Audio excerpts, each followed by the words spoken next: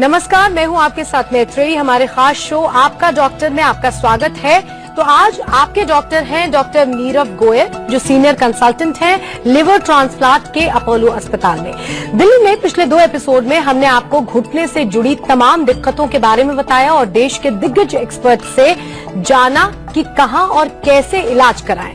आज हम जानेंगे हमारे शरीर के सबसे खास अंग यानी कि लिवर के बारे में। कहा जाता है कि अगर आपका लिवर स्वस्थ है तो 1000 बीमारियां आपसे दूर हैं। डॉक्टर, तो सबसे पहला सवाल यही कि क्या वाकई अगर हम अपने लिवर को ढंग से रखें तो हम बहुत सारी बीमारियों से दूर रहते हैं? ये बिल्कुल सही है। अगर हम अपने लिवर को ढंग से रखें तो काफ़ी बीमारियां बच सकती हैं। और लिवर एक ऐसा ऑर्गन है कि कोई भी बीमारी आए सबसे पहला लिवर पे इफेक्ट आएगा। एंड लिवर को हम अगर बचा सकें इन बीमारियों से तो हेल्दी लाइफ जी सकते हैं। काफ़ी बीमारियां हैं जिनकी वजह से लिवर इफेक्ट होता है। अगर हम इन्फेक्शंस की बात करें, वायरल इन्फेक्शंस होती हैं, hepatitis A, hepatitis B, hepatitis C, D, E, काफ़ी सारे हैं। मोस्ट कॉमन कॉज जो हेपेटाइटिस ए और ई का है कि फूड बॉर्न इन्फेक्शंस हैं, पानी गंदा है, जिसको हम कहते हैं फीको ओरल रूट, कि सैनिटेशन अच्छे से मेंटेन नहीं है और उससे हमें ये इन्फेक्शन हो जाता है एंड पेशेंट को जॉन्डिस होएगा और जिसको बोलचाल में जॉन्डिस बोलते हैं। फिर हेपेटाइटिस बी है, हेपेटाइटिस सी है, जो कि ब्लड बॉर्न इन्फेक्शंस हैं, सेक्सुअल ट्रांसमिशंस हैं। अगर ब्लड चढ़ा है किसी को, वो सेफ नहीं है, अच्छे से टेस्टेड नहीं है, कोई सर्जरीज हो रही हैं जिसमें इंस्ट्रूमेंट्स अगर ठीक नहीं है, आईवी ड्रग अब्यूजर्स, आप नाई की शॉप पे जाते हैं, बाल वो शेविंग होती है, the blade is being used, तो इन सब चीज़ों से ये फैल सकता है। फिर वायरल इन्फेक्शंस के अलावा हमारा रहन सहन से भी काफ़ी इफेक्ट है। जो लोग एक्सरसाइज नहीं करते, थोड़ा फैट एक्यूमुलेट होता है बॉडी में, अनहेल्दी डाइट लेते हैं, तो उससे भी लिवर में फैट एक्यूमुलेट होता है and eventually over a period of time धीरे धीरे करके लिवर में डैमेज होते रहता है और लिवर पे काफ़ी खराब असर पड़ सकता है और पूरी हेल्थ पे बॉडी की। कैंसर हो सकता है लिवर का, जो कि वायरल इन्फेक्शंस और अगर जेनेटिक भी हो उससे भी कैंसर आ सकते हैं। कुछ प्रॉब्लम्स होती हैं कि जो बचपने से हैं, राइट फ्रॉम बर्थ, बिलियरी एट्रीशिया हो गया कि लिवर की जो नलकियां हैं वो ही नहीं बनी, या मेटाबॉलिक डिसऑर्डर्स हो गए जिससे कुछ एंजाइम्स हैं डिफेक्टिव हैं बॉडी में और उसकी वजह से लिवर पे डैमेज आ रहा है। तो ये काफ़ी कारण हैं और basic thing is one has to lead a healthy life, safe life, and तो ये लिवर की प्रॉब्लम्स बच सकती हैं। यानी कि एक बहुत छोटा सा जो इन्फेक्शन है वो शायद बहुत विकराल रूप ले सकता है। अधिकांश केसेस में ऐसा होता है। डॉक्टर, ये बताइए कि भारत की अगर बात करें, भारत में सबसे बड़े कारण क्या होते हैं लिवर डिसीजेस के? इंडिया में अगर हम बात करें, अगर हम एडल्ट्स की बात करें, सो आजकल जैसे अल्कोहल बहुत बड़ी प्रॉब्लम है इंडिया में। काफ़ी यंग जनरेशन है जो कि बिंज ड्रिंकिंग करती है या they drink on regular basis और इवेंचुअली अल्कोहल से लिवर डैमेज होता ही है। आप कितनी भी लें आपको लिवर पे असर आएगा ही। फिर जैसे मैंने बताया, हेपेटाइटिस बी काफ़ी कॉमन है इंडिया में, बट अब इम्यूनाइजेशन चल रहा है हेपेटाइटिस बी के अगेंस्ट। जब बच्चा पैदा होता है उस टाइम पे पहले साल में ही हेपेटाइटिस बी के टीके लग जाते हैं, जिससे ये हेपेटाइटिस बी का infection rate has come down और इसका आने वाले और 10 साल में इफेक्ट काफ़ी दिखेगा कि हेपेटाइटिस बी का प्रेवलेंस काफी कम हो जाएगा। डॉक्टर, आप हेपेटाइटिस बी के बारे में बता रहे हैं कि अब केसेस कम हो रहे हैं, ऑब्वियसली, क्योंकि शुरुआत में ही इम्यून करने की कोशिशें बढ़ गई हैं। क्या है actually hepatitis B? Hepatitis B एक वायरल इन्फेक्शन है लिवर की, जो कि अगर पैदाइशी पे पैदा होने के टाइम पे इन्फेक्शन हो जाए, वर्टिकल ट्रांसमिशन जिसको कहते हैं कि माँ से बच्चे में आ जाए, तो ऑलमोस्ट 90% ऑफ देम में आगे जाके लिवर क्रॉनिक डैमेज हो जाएगा, मतलब कि लिवर पूरा ही खराब हो जाएगा 20 साल की उम्र तक आते आते। तो बहुत यंग एज में लिवर एंड स्टेज पे पहुंच जाता है अपनी। अगर ये एडल्ट हुड में आए तो ये इसका प्रोग्रेशन इतना रैपिड नहीं होता है and it is a slow process, but इससे बचने के लिए काफ़ी टेस्ट हैं, वो करा सकते हैं। इसके जो दवाइयाँ अगर रेगुलरली खाई जाएं तो इसके जो इफेक्ट्स हैं, लॉन्ग टर्म इफेक्ट्स हैं, उन पे काफ़ी काबू पाया जा सकता है। ये फेटल होता है हेपेटाइटिस? ये फेटल हो सकता है अगर इसको कंट्रोल ना करा जाए। तो जैसे मैंने बताया कि जो इम्यूनाइजेशन अब स्टार्ट हो गया है राइट एट द बर्थ, उससे बहुत प्रभाव पड़ा है। और अब दवाइयाँ भी इसकी काफ़ी अच्छे लेवल की दवाइयाँ आ गई हैं, जिनको अगर लिया जाए, जिनको ये इन्फेक्शन है तो ये कंट्रोल में रखा जा सकता है। और जो हम कहते हैं एंड स्टेज लिवर डिजीज आ गया है, जहाँ पे जाके कहीं लिवर ट्रांसप्लांट की जरूरत पड़ जाए, उससे बचा जा सकता है। डॉक्टर साहब, हेपेटाइटिस बी के बारे में हम जानकारी ले रहे थे आपसे। हेपेटाइटिस सी क्या है और क्यों होता है? हेपेटाइटिस सी भी एक वायरल इन्फेक्शन है लिवर का, जो कि again blood transfusions, sexual transmission, जो इंस्ट्रूमेंट्स अगर यूज करे गए हैं, आईवी ड्रग अब्यूजर्स, इन सब से ये फैल सकता है। और ये भी धीरे धीरे करके लिवर को डैमेज करता है। ये एक वायरस जो लिवर के सेल्स के अंदर घुस जाता है और वहीं से अंदर पनपता है और उसी को डिस्ट्रॉय करता है। एंड इसमें ओवर अ पीरियड ऑफ 15 से 25 साल के बीच में एक बार इन्फेक्शन हुआ तो ये एंड स्टेज डिजीज पे पहुंचा देगा। 2 या 3 साल पहले तक इसकी जो दवाइयाँ थी वो इतनी अच्छी लेवल की दवाइयाँ नहीं थी, जिसके अपने साइड इफेक्ट्स काफ़ी थे। बट अब जिनको हम कहते हैं डायरेक्ट एक्टिंग एंटीवायरल ड्रग्स, वो आ गए हैं मार्केट में and they are very effective. और ऑलमोस्ट 90-95% ऑफ द टाइम्स वो उनका इफेक्ट इतना है कि ये इस वायरस को किल कर सकते हैं एंड डिजीज का प्रोग्रेशन रोक सकते हैं। अब डॉक्टर साहब, फॉर अ लेमैन, जैसे कि आप बता रहे हैं हेपेटाइटिस बी के बारे में आपने बताया, सी के बारे में बताया कि कमोवेश सबके जो कारण हैं वो कुछ एक जैसे हैं, तो सिम्टम्स में क्या फर्क आता है? कब ये पेशेंट समझे कि हाँ मुझे कोई दिक्कत है लिवर की? कौन से वो शुरुआती सिम्टम्स हैं जिनको देख के एक पेशेंट समझ जाए कि हाँ मुझे इस तरह की प्रॉब्लम होगी, it's not a regular viral fever?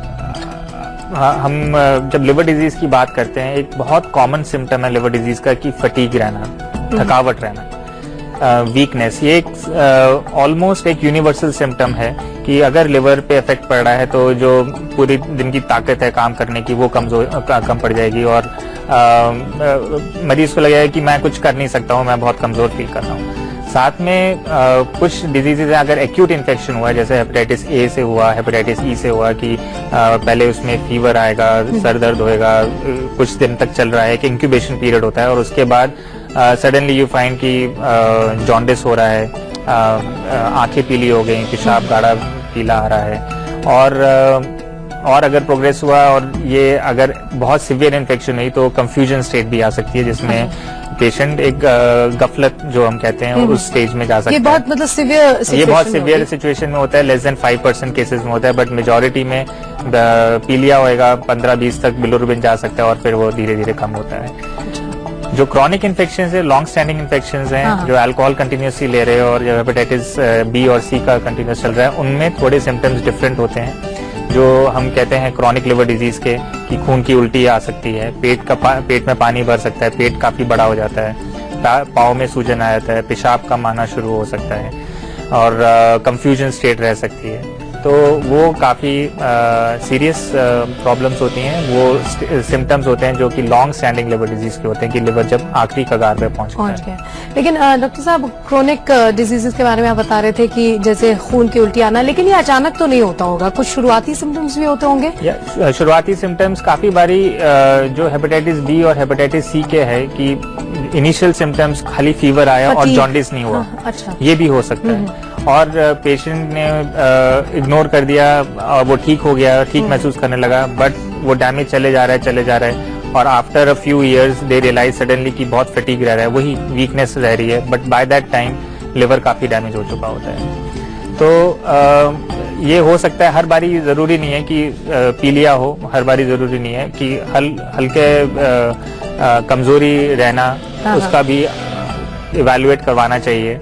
और काफी बारी ये हो सकता है कि आपको मालूम चले कि भाई ये तो कई बार, क्योंकि अमूमन हमारे देश में क्या होता है कि थोड़ा बहुत अगर फीवर है तो उसको लोग ऐसे ही इग्नोर कर देते हैं, सेल्फ मेडिकेशंस लेते हैं। हाँ, ये नहीं करना चाहिए, नहीं करना चाहिए। वन शुड कंसल्ट स्पेशलिस्ट, क्योंकि ये सर्टन करना बहुत जरूरी है कि दरअसल दिक्कत है क्या। हाँ जी। डॉक्टर साहब, अक्यूट लिवर फेलियर की भी हम बात करते हैं। ये सारे सवाल जो है आर लीडिंग जी। To that stage. हाँ जी। वो क्या होता है, क्या स्थिति है वो? देखिए, जो एक्यूट लिवर फेलियर है वो एक सिचुएशन होता है जिसमें following an infection, most common India में है कि हेपेटाइटिस ई की इन्फेक्शन हो गई या हेपेटाइटिस ए से इन्फेक्शन हो गई, या कुछ ड्रग्स हैं कि जैसे पैरासीटामोल टैबलेट्स किसी ने ज़्यादा खा ली, कुछ मशरूम पॉइजनिंग हो गई, कुछ खाया उससे, तो इससे सिवियर इन्फेक्शन होगी लिवर में, पीलिया शुरू होएगा और कुछ ही दिन के अंदर कंफ्यूजन स्टेट स्टार्ट होगी। जब ये कंफ्यूजन स्टेट स्टार्ट हो जाती है इन अ लिवर जिसमें पहले कभी कोई डैमेज नहीं था, बट अभी रिसेंट इन्फेक्शन से या कुछ खाने से ये हो गया, उसको एक्यूट लिवर फेलियर कहते हैं। क्या अचानक ये हो सकता है? ये अचानक हो सकता है अगर कोई जैसे हेपेटाइटिस, जैसे मैंने बताया, कोई इन्फेक्शन हुई, बट ये जानलेवा होता है। ये इतना रैपिड इसमें प्रोग्रेशन होता है लिवर डिजीज का कि अगर उसका वो नहीं थमे, प्रॉपर इलाज नहीं हुए, या इवेंचुअली अगर ट्रांसप्लांट की जरूरत पड़े और वो ना हो, तो उसमें मोर्टेलिटी जो होती है, जो हम कहते हैं कि डेथ रेट जो होता है, वो उसमें काफी हाई होता है, तो ऑलमोस्ट 50 to 60% तक जा सकता है। अच्छा, तो मतलब इसको ये control क्या करना बेल है लिवर ट्रांसप्लांट के लिए? इसमें अगर ये चीज कंट्रोल नहीं आ रही है, अगर जो आप दवाइयां दी जा रही हैं उससे ही कंफ्यूजन स्टेट नहीं ठीक हो रही है, लिवर के टेस्ट ठीक नहीं हो रहे हैं और वर्सन हो रहे हैं, तब इवेंचुअली लिवर ट्रांसप्लांट इसका सॉल्यूशन है। उससे लिवर ट्रांसप्लांट का इसमें 90 to 94% सक्सेसफुल रहता है, सक्सेस रेट रहता है। तो जहां अगर हम बात करें कि 50 से 60% में रिस्क ऑफ लाइफ है और जहां पे 90% सर्वाइवल है, तो ऑब्वियसली ट्रीटमेंट यहाँ पे बेहतर हो जाएगा।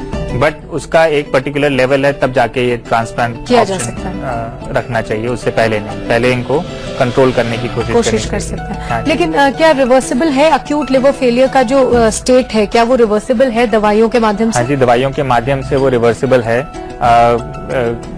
ये जितनी भी बीमारियां हैं, जैसे हेपेटाइटिस ए या हेपेटाइटिस ई और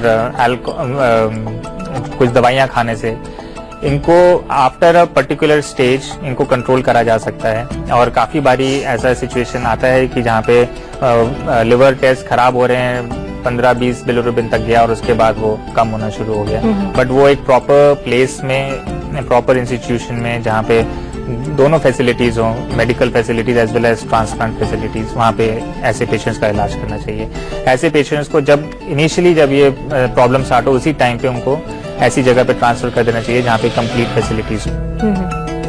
डॉक्टर साहब, आपने कहा कि जब सारी चीजों की गणना हो गई, देख लिया कि नहीं हो सकता अब ठीक, और तब लिवर ट्रांसप्लांट का डिसीजन डॉक्टर्स ने लिया, उस समय ये जरूरी सबसे ज्यादा होता है कि कौन दे सकता है लिवर, तो डोनेट कौन कर सकता है अपना लिवर? देखिए, जो लिवर ट्रांसप्लांट का डोनेशन का है, 2 प्रकार के डोनर्स होते हैं। एक तो होता है कि जिनको हम कहते हैं डिजीज डोनर्स, की मृत्यु के बाद रिश्तेदारों ने अपने जिसका डेथ हुआ है उसका ऑर्गन देने के लिए उन्होंने परमिशन दिया है और उनका ऑर्गन निकाला जा रहा है और ट्रांसप्लांट करा जा रहा है। वो एक सबसे बड़ा गिफ्ट है लाइफ का, आप किसी को भी दे सकते हैं। दूसरा टाइप का होता है कि लाइव डोनर, जिसमें कि according to the Indian law एक रिश्तेदार जो कि फर्स्ट डिग्री रिलेटिव है, जैसे कि सगा भाई बहन, बेटा बेटी, husband wife, spouses are allowed, mother father,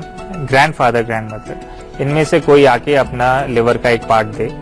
और जो डोनर्स होते हैं, इसमें हमारा होता है कि हम 18 से 50 साल की उम्र के बीच में होना चाहिए। अच्छा। उनका ब्लड ग्रुप मैच होना चाहिए, वो दे शुड बी फ्री फ्रॉम कोई भी मेडिकल इलनेस नहीं उनमें होनी चाहिए, कोई पहले लिवर का प्रॉब्लम नहीं होना चाहिए, और हेल्दी होने चाहिए एंड विलिंगली डोनेट करना। कोई फोर्सिंग नहीं होता है इसमें, they should be coming forward to willingly donate for their जो भी उनका लव्ड वन है उसके लिए। अच्छा। तो उसमें डिपेंड करता है कितना लिवर लेना है, उसके हिसाब से हम लिवर ले सकते हैं और एक ट्रांसप्लांट इसमें हो सकता है।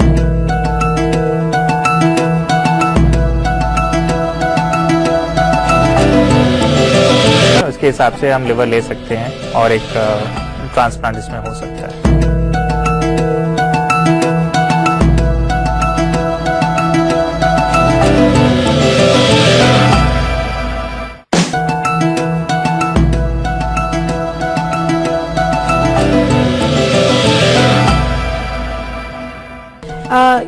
हमारे कॉलर हैं जो कुछ जानकारी चाह रहे हैं हाँ। लिवर डिजीज से ही संबंधित, उनसे बात कर लेते हैं। डॉक्टर साहब, मेरा नाम धीरज है और मैं गाजियाबाद का निवासी हूँ। मैं रात के टाइम थका हारा जब भी आता हूँ तो मैं 2 पैक जो है अल्कोहल के ले लेता हूँ, यानी कि स्कॉच पी लेता हूँ। तो क्या इससे मेरे कोई लिवर पे इफेक्ट पड़ सकता है या किडनी पे इफेक्ट पड़ सकता है? प्लीज बताएंगे जरा। डॉक्टर साहब, तो इनका ये कहना है कि अगर रोज थोड़ा अगर 2 पैग ये पीते हैं तो क्या उससे कि बहुत लोगों का ये सवाल होगा, क्योंकि लोग कुछ हैं जो कम अल्कोहल लेते हैं लेकिन रेगुलर बेसिस पे लेते हैं, तो क्या कितना हानिकारक हो सकता है, नहीं हो सकता है, इसका समाधान? देखिए,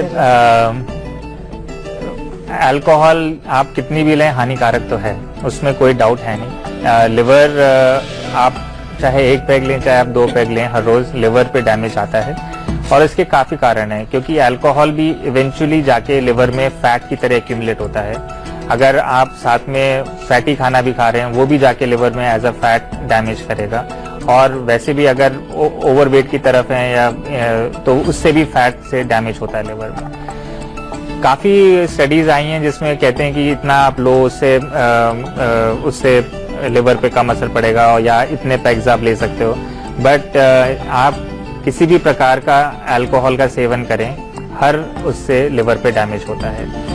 लेकिन इतना जरूर कहा जाता है कि बिंज ड्रिंकिंग जो होती है या आप रेगुलर ड्रिंकिंग करते हैं, दोनों में इट्स अ बैड इफेक्ट, और 1 हफ्ते में आपको कम से कम 48 से 72 घंटे का गैप जरूर देना चाहिए, which is totally drink free. लेकिन ये किसी भी हालत में मैं ये नहीं कह रहा हूँ कि ये रिकमेंडेड है, ऐसा कुछ नहीं है, एंडोर्स नहीं कर सकते। अल्कोहल आप कितनी भी लें डैमेज जरूर करेगा लिवर को। बिल्कुल, तो अल्कोहल डैमेज करेगा ये तो तय बात है, बाकी निर्णय लोगों का है। ये बताइए डॉक्टर साहब कि इंडिया की अगर बात करें तो कितने पेशेंट्स अमूमन लिवर ट्रांसप्लांट करवाते हैं भारत में, और कितना सक्सेस रेट है यहाँ? देखिए, आप इंडिया की बात करें तो तकरीबन 20 से 30 हजार मरीज को हर साल लिवर ट्रांसप्लांट की जरूरत है, और इसमें से केवल 1,500 के करीब, 1000 से 1,500 का ट्रांसप्लांट होता है। जो मैं आपको बता रहा हूँ कि 20,000 के करीब को जरूरत है, ये वो लोग हैं जो लिवर ट्रांसप्लांट करा तब जाता है कि जब 6 महीने से साल भर का सर्वाइवल हमको लगता है कि अब ये बिना ट्रांसप्लांट के 6 महीने से 1 साल नहीं जीवित रहेगा।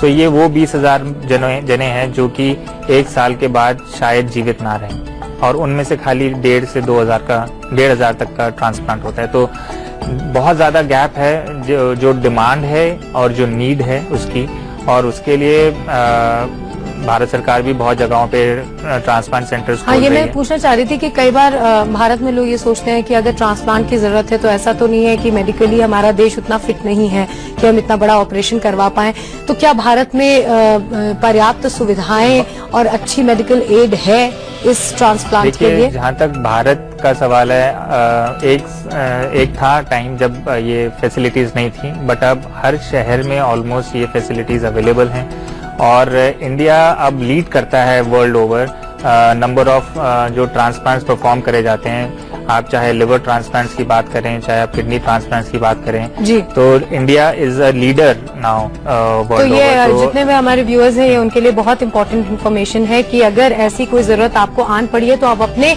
देश में ये करवा सकते हैं। एक कॉलर है हमारे, उनका सवाल ले लेते हैं। डॉक्टर साहब, मैं जानना चाहता हूं कि हमारा लीवर स्वस्थ रहे और हम स्वस्थ रहें, इसके लिए हमें क्या करना होगा?